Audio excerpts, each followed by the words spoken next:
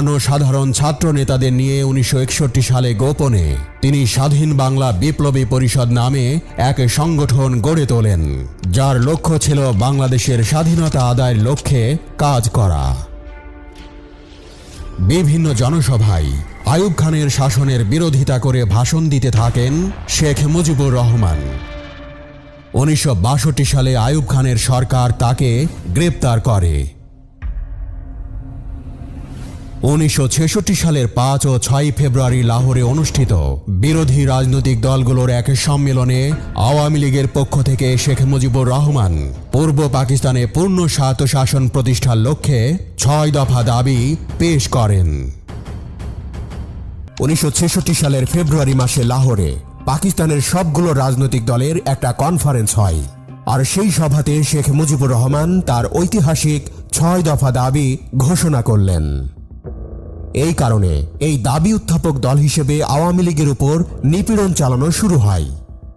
এই সময় শেখ মুজিব সহ আরো অনেককেই গ্রেপ্তার করা হয়। পরে শেখ মুজিবুর রহমান মুক্তি পেয়ে বাংলাদেশে এসে 18 মার্চ জনগণের উদ্দেশ্যে 6 দফা দাবি পেশ করেন। এই সময় শেখ মুজিবুর রহমানের নেতৃত্বাধীন আওয়ামী লীগের পক্ষ থেকে পূর্ব পাকিস্তানে স্বায়ত্তশাসনের তীব্র দাবি উত্থাপিত হয়। 1968 সালের 3রা জানুয়ারি এর ফলে তাকে আগরতলা ষড়যন্ত্র মামলা নামে যে মামলাটি হয় তাতে 1 নম্বর আসামি করা হয়। বলা হলো, শেখ মুজিব ও তার সহযোগী বাঙালি কর্মকর্তারা ভারতের ত্রিপুরা রাজ্যের আগরতলা শহরে ভারত সরকারের সাথে এক বৈঠকে পূর্ব পাকিস্তানকে বিচ্ছিন্ন করার ষড়যন্ত্র করেছে। ওই মামলা প্রত্যাহারের দাবিতে দেশব্যাপী যে ছাত্র আন্দোলন শুরু হয় তা এক সময় রূপ নেয় গণ আন্দোলনে।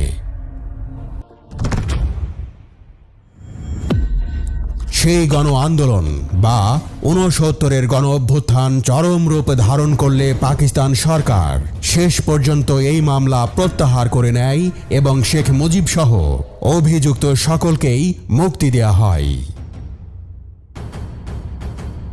1969 সালের 23 ফেব্রুয়ারি রেসকোর্স ময়দানে এক বিশাল জনসভায় কেন্দ্রীয় ছাত্র সংগ্রাম পরিষদের উদ্যোগে শেখ মুজিবুর রহমানকে বঙ্গবন্ধু উপাধি দেয়া হয়েছিল।